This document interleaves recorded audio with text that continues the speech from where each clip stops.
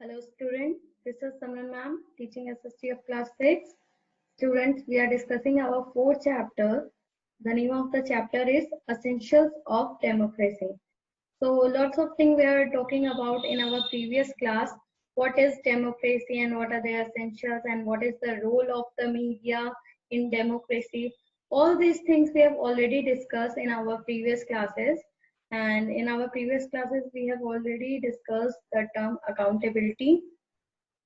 हम सब ने जाना accountability क्या होती है. So who is accountable?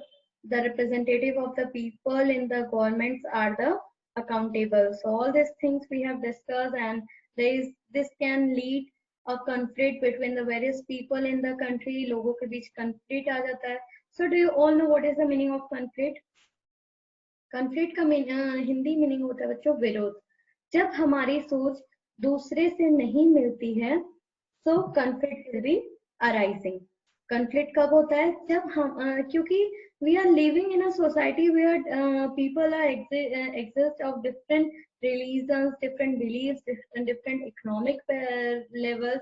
So we all are stay together in a society. So that's why it is human nature. Conflict will be arising. Conflicts हो जाता है. It's common. So this is all. There is always a possibility of conflict. हमेशा जो है conflict होने की संभावना क्या होती है? रहती है. So it is human nature, it is common कि जब हमारी सोच आपसे नहीं मिलेगी तो जो है कि लड़ाई झगड़े होते हैं. आपके अपने दोस्तों से भी होते होंगे, ऑब्वियसली होते हैं. जब आप कोई बात कहते हो ये सही है, आपका फ्रेंड बोलता है नहीं है नहीं सही है. So conflict will be arising.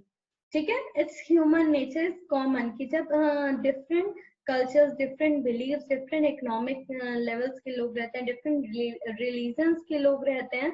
So conflict जो है कि अराइज होती है, कॉन्फ्लिक्ट जो है कि आती है चीजों में. So what are the reasons of conflict? क्या क्या कॉन्फ्लिक्ट होने के कारण होते हैं? What are the reason behind of conflict? Conflict होने के क्या क्या कारण होते हैं? So there are 4 basic reasons are given in your book. Apart from that, there are lots of reasons, but at your standard, it is only 4 reasons is given to all of you. So the first one is the unequal distribution and the availability of the resources. Second one is your religious discord. Third one is your displacement due to progress, and the fourth one is your inequality. So these are 4 are the main reasons of conflict. So when we are talking about the first, that is unequal distribution and the availability of the resources. It means agar distribution, as you all know, when we are talking about first one, so resources are limited. There is always limitation. Resources are limited in manner, and we have to use the efficient and effectively. We have to use the resources. हमें resources को किस तरह use करना है? Efficiently and effectively, so that we can get the maximum benefit from the resources. हमें resources से maximum benefit मिल सके. So resources are available but are limited in manner, and if we have to distribute it unequally, किसी को ज्यादा दे दिए, किसी को कम दे दिए, सो कॉन्फ्लिक्ट अराइज होना ऑब्वियसली कॉमन सी बात है. अगर आप सबको इक्वली जो है कि डिस्ट्रीब्यूट करेंगे तो कॉन्फ्लिक्ट नहीं होगा. बट आप अगर किसी रिसोर्सेज को अनइक्वली डिस्ट्रीब्यूट कर रहे हैं चीजों को, सो कॉन्फ्लिक्ट होना जाहिर सी बात है, कॉमन है. Second one is your religious beliefs, religious discord. This topic you have already discussed. Religious discord means बहुत सारे on the basis of religions आप जो है कि लोगों में डिफरेंस मतलब क्रिएट हो जाता है. कोई हिंदू है, कोई मुस्लिम है, कोई क्रिश्चियंस है, कोई तो हिंदू, मुस्लिम, सिख, ईसाई, ये सारे रिलीजन्स को बेसिस पे जो डिस्कॉर्ड हो जाता है, जो डिस्क्रिमिनेशन जो है कि अराइज हो जाता है, it also a main reason of conflict. Due to religious आप किसी को जो है कि अलग ट्रीटमेंट करना, डिफरेंट ट्रीटमेंट करना, it will arise the conflict among the people. लोगों में ये कॉन्फ्लिक्ट पैदा करता है. सो ये तो बहुत मेन कारण हो जाता है कॉन्फ्लिक्ट का. Come to the third one. So the third one is the displacement due to progress. आप क्या करते हो? Displacement due to progress means आप जो है कि प्रोग्रेस, तो स्टूडेंट्स कभी कभी क्या होता है ना कि हम डेवलपमेंट करने के चक्कर में किसी और को जो है कि नुकसान भी पहुंचाते हैं। फॉर एग्जांपल अगर हम इसकी बात कर रहे हैं, तो डेवलपमेंट में हम जो है कि road, dams, power project, power station, आपका power project, industry, road, dams, ये सारी चीजें जो है कि डेवलप कर रहे हैं। बट इसके साथ साथ हम जो है कि ये सारी चीजें वहां डेवलप कर रहे हैं जहाँ फॉरेस्ट है, फॉरेस्ट को रिमूव कर रहे हैं, लोगों को मोबिलाइज कर रहे हैं, उन्हें दूसरी जगह भेज रहे हैं। तो इससे लोगों में क्या हो जा रहा है, कंफ्लिक्ट पैदा हो जा रहा है। उन्हें ये चीज अच्छी नहीं लग रही है। क्यों? क्योंकि उन्हें अपना घर छोड़ के अपनी जो है कि डेली का जो जहाँ से वो अर्निंग करते थे वो सारी चीजें छोड़ के उन्हें दूसरी जगह जाना पड़ा है, वहां से वो अर्न कर रहे हैं। तो इसकी वजह से उनमें कंफ्लिक्ट हो जाता है। बट गवर्नमेंट ये जो है कि उनके लिए अगर कोई व्यवस्था कर दे तो ये कंफ्लिक्ट कम हो सकता है। डिस्प्लेसमेंट ड्यू टू प्रोग्रेस, अगर इसकी आप मीनिंग समझिए तो डिस्प्लेसमेंट होना, इट मीन्स आप एक जगह से दूसरी जगह डिस्प्लेस कर दिया जा रहा है आपको due to progress. What is the motive behind this? It's the progress. Progress के चलते आपको एक जगह से दूसरी जगह डिस्प्लेस कर दिया जा रहा है, फॉरेस्ट जो है कि रिमूव कर दिए जा रहे हैं, वहाँ dams, road, buildings and power projects, ये सारी चीजों पे वर्क हो रहा है। ये भी हमारे डेवलपमेंट के लिए जरूरी है। बट वहां पे जो रह रहे हैं, जिनका घर है, जिनका होम है, जिनकी अर्निंग्स वहां से चलती है, उनको इफेक्ट हो रहा है। तो उनकी वजह से कंफ्लिक्ट पैदा हो रहा है। बट हमें ये कोशिश करनी चाहिए कि गवर्नमेंट को ये देखना चाहिए कि ये कंफ्लिक्ट पैदा ना हो, वो उनके लिए भी कुछ कर सके, so that this conflict will not arise. ये कंफ्लिक्ट अराइज नहीं होगा अगर वो उनके बारे में भी तो सोचेगी। नहीं तो अगर उन्हें दूसरी जगह जाके वही काम ढूंढना पड़े, वही घर ढूंढना पड़े, तो ऑब्वियस सी बात है किसी को भी गुस्सा आएगा। So this is the concept of displacement due to progress. Progress के कारण just to displace from one place to another. Fourth one is your inequality. Inequality किसमें हो सकता है? बहुत सारे कारण हो सकते हैं inequality के, on the basis of your race, gender, on the basis of your religion, caste, grade, बहुत सारे जो है कि चीजें हो सकते हैं जिसके बेसिस पे इनइक्वलिटी होती है। So this will also create a reason of conflict, ये भी एक कारण होता है कंफ्लिक्ट का। तो कोशिश करनी चाहिए कि कंफ्लिक्ट अराइज ना हो, अगर अराइज हो भी जा रहा है तो उसे रिड्यूस करने की जो है कि हमेशा कोशिश करनी चाहिए।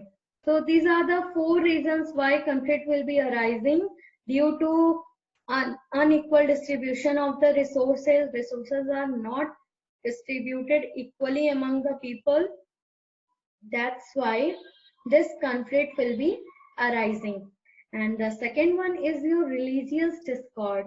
Religious discord means discrimination in the religions may cause the conflict. And the third one is the displacement due to progress. Due to the motive of progress, displace the people from the one place to another. एक जगह से दूसरी जगह लोगों को displace करना, and the motive behind this is the progress. And the fourth one is your inequality. Inequality किस पे basis पे हो सकती है? On the basis of your race, caste, gender, sex, religion, lots of basis on which the discrimination will be occur, inequality will be occur. So I hope आपको समझ में आ गया होगा what is the reasons of conflict. Conflict के क्या क्या reasons होते हैं. Come to our next topic, that is equality and justice. नाम से लग रहा है, I think you all are very much familiar with this. What is equality? What is justice? So let's see. Equality means equal treatment. Doesn't matter either it's a male, female, or what kind of religion or that person किस religion से है, doesn't matter, but equally treatment करना चाहिए. So every person in our democratic country is supposed to be treated equally. सबको equally treat करना चाहिए. Our government has taken the various steps and made new laws to provide equal status to all the people in our country. our government has made various steps, various rules and made to provide equal status to all the people. किसी भी religion से हो कोई फर्क नहीं पड़ता, वो Indian citizen ही कहलाएंगे. ओके आपकी पहचान अगर आप किसी भी रिलीजन के हो, हिंदू मुस्लिम से कुछ भी हो, बट अगर आप दूसरी कंट्री में जाओगे तो आप इंडियन ही कहलाओगे. आपकी पहचान इंडियन है, ना कि आपका religion. Okay so we have to know about it कि हमें डिस्क्रिमिनेशन नहीं करने चाहिए on the basis of religion. ठीक है. देन दे हैव क्या क्या इक्वलिटी जो है कि गवर्नमेंट ने उठाई है, क्या क्या स्टेप्स उठाए हैं. Let's see about it. So first one is they have made rules that all the people of the country have same right for living their life with dignity and pride. मतलब वो अपनी life अच्छे से जी सकें. So government had made lots of rules to the people of the country so that they can live. Their livelihood will be done very easily. They have the same right of living. दूसरे को जो मिल रहा है वो आपको भी मिले. Same आप जो है कि आदर सम्मान के साथ जो है कि जी सके. So government has given us this right.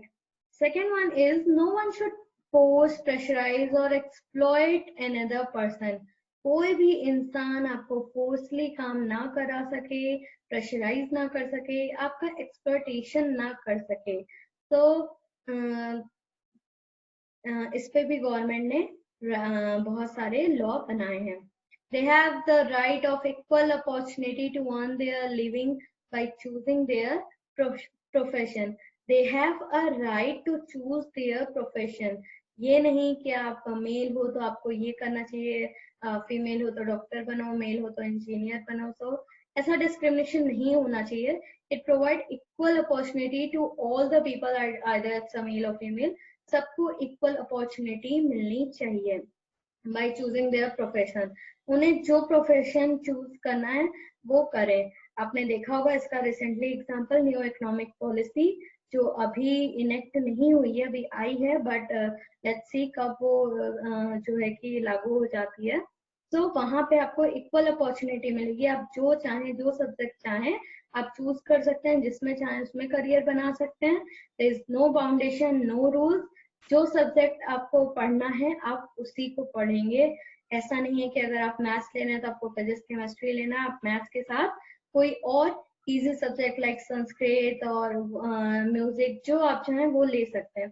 तो इस में गवर्नमेंट जो है कि कई सारे राइट्स लॉ बनाती है. और रिसेंटली आप देख सकते हो example new economic policy, new education policy. New education policy जो आपकी आई है, so sorry by mistake I just said new economic policy. So it is new education policy. जो न्यू एजुकेशन पॉलिसी आई है उसके बेसिस पे आप इन चीजों को देख सकते हैं. So the fourth one is they have the equal right to use all the common facilities provided in the country. So they have equal rights. Her citizens को equal rights है to use all the common facilities provided in the country. Public facilities को सब use कर सकते हैं, either it's a male, female or belong to any religion, doesn't matter. They use all the common facility which is provided by the government. So I hope आपको ये चारों points clear हो गए होंगे. Come to the next point. Next is there is no restrictions or differentiations on facilities like health, education, jobs, use of public transport, etc. It means there's no restrictions. कोई restrictions नहीं है. आप कोई भी public facilities use कर सकते हो like health, education, job and use of public transport. वहाँ ये नहीं देखा जाएगा कि आप किस रिलीजन के बिलोंग करते हो, किस जेंडर के हो. नहीं, कानून की नजरों में हर व्यक्ति उनके लिए बराबर है. they are treated equal in the eyes of law and treated fairly. उनकी नजरों में हर एक व्यक्ति जो है कि क्या है, इंसान है, इंडियन सिटीजन है, चाहे वो मेल हो चाहे वो फेम हो, वो भारत का नागरिक है. Okay, so come to the next one, that is there should be no discrimination between caste, creed, race. People have the freedom to choose the religions of their choice. So here there is a no discrimination on the basis of your caste. People have a right, people have a freedom to choose their religion. उन्हें जो पसंद है आप वो ले सकते हैं. हमने फंडामेंटल राइट्स में भी ये चीजें डिस्कस की थी कि हमें भारत सरकार ये राइट्स देती है that we are free to choose our religion. हमें जो रिलीजन चूज करना है, जिसमें हमें मन है, गवर्नमेंट हमें ये हक देती है, भारत सरकार हमें ये हक देती है कि ये राइट देती है कि आप चूज कर सकते हैं. फॉर एग्जाम्पल मैं हिंदू हूँ, अगर मैं मुस्लिम में जाना चाहूँ, इस्लामिक कबूल करना चाहूँ तो कोई दिक्कत नहीं है, मैं आराम से कर सकती हूँ. क्रिश्चियन करना चाहूँ तो कर सकती हूँ. तो गवर्नमेंट हमें ये हक देती है that we have to choose the religions of our choice. हमारी चॉइस जो भी है हम उसके अकॉर्डिंग जो अपना रिलीजन चूज करें. Next, the fourth one is they are not supposed to be prohibited from entry into place of worship due to any discrimination. आप कहीं भी जा सकते हो, ये नहीं कि आप मुस्लिम हो so you just go over the mosques और आप मंदिर में नहीं जा सकते. आप क्रिश्चियंस नहीं हो तो आप चर्च नहीं जा सकते. आप जो है कि सिख नहीं हो तो आप गुरुद्वारे नहीं जा सकते. पर्सनली अगर आप मुझसे पूछो तो मैं तो 25 दिसंबर को हमेशा चर्च जाती हूँ because I love that religion. मुझे पसंद है वो रिलीजन और मुझे अच्छा लगता है. कोई भी रिलीजन हो, कोई भी फेस्टिवल हो, मेन मोटिव क्या होता है? Just to share the happiness, spread the happiness over the people. लोगों में खुशियां बांटना, लोगों में हंसी खुशी, ये सारी चीजें लोगों में बांटना. So spread the happiness. So कोई भी त्योहार हो, भारत सरकार गवर्नमेंट हमें यह हक देती है कि हम किसी भी पूजा स्थल पे जा सकते हैं. अगर हम ये नहीं कि अगर हम हिंदू हैं तो हम मस्जिद नहीं जा सकते या चर्च नहीं जा सकते या गुरुद्वारे नहीं जा सकते. ऐसी कोई प्रोहिबिशन नहीं है, ऐसी कोई मनाही नहीं है. आप आराम से जा सकते हैं. एंड मेरी तो फ्रेंड भी क्रिश्चियंस है तो मैं तो हमेशा 25 दिसंबर को चर्च जाती हूँ, मुझे अच्छा लगता है. और मेरी एक फ्रेंड मुस्लिम भी है, मैं उसके यहाँ ईदी देने भी जाती हूँ, मुझे ईदी मिलती है. तो हमें हर फेस्टिवल को एंजॉय करना चाहिए क्योंकि बच्चों हम पढ़े लिखे लोग हैं. हमें चीजों को धीरे धीरे चेंजेस करने चाहिए. हमें on the basis of religion हमें किसको डिस्क्रिमिनेट नहीं करना चाहिए कि हम हिंदू है तो हम सिर्फ हिंदू से दोस्ती करेंगे, मुस्लिम या क्रिश्चियन से नहीं करेंगे. नहीं, ऐसा नहीं करना चाहिए. सब इंसानी हैं, हमें सबसे दोस्ती करनी चाहिए. ओके. जब भारत सरकार जो है कि सबको हक देती है तो फिर हम on the basis of religion किसी को क्यों डिस्क्रिमिनेट करें? हमें सबसे मिलजुल के रहना चाहिए. ओके. तो these are the equality and the rights which are given by the government. Okay, so that's all for today. Just this topic we have discussed in our next part. So I hope let's summarize it what we have discussed in today's class. We have discussed about the conflicts and their reasons and what are the different reasons of conflict, क्या क्या main कारण होते हैं, and what is equality and what our government has taken the various steps ताकि ये equality बरकरार रहे और ये धीरे धीरे खत्म ना हो. So they have to make various laws to minimize, to reduce this equality and what we can say just खत्म कर दे. Okay, इस इनइक्वलिटी को खत्म कर दे, लोगों में इक्वलिटी की धारणा आए, यूनिटी की बात आए. So that's why government has make various law. So I hope आपको आज की क्लास पसंद आई होगी और चीजें समझ में आई होगी. So that's all for today, students. See you in the next class. Thank you so much. Bye bye and take care.